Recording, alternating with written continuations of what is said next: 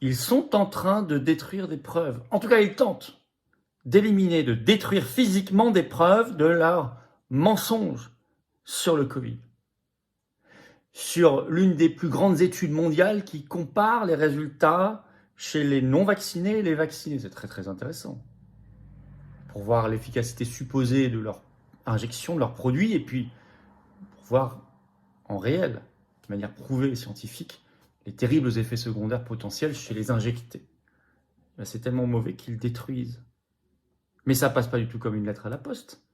Révolte politique, tremblement de terre médiatique en cours, et même révolte du monde médical, du monde de la santé. Je vais vous expliquer tout ça, vous allez apprendre des choses très concrètes, sourcées, dont vous n'entendrez pas parler aux 20h. Et pour cause. Et on parle ici d'une des plus grandes études du monde.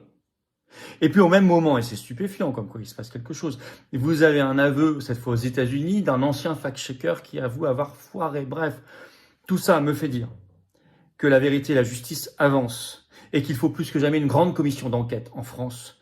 Et la levée du secret défense sur les conseils de défense sanitaire couverts pour 50 ans, c'est une honte par le secret défense, n'oubliez pas. Et puis la tôle pour les coupables, la justice, la prison pour les coupables, évidemment. C'est tout ça que relance cette vidéo et ces informations. Merci de la partager partout, cette vidéo elle est importante. Encore une fois, vous n'en entendrez pas parler dans les chaînes info.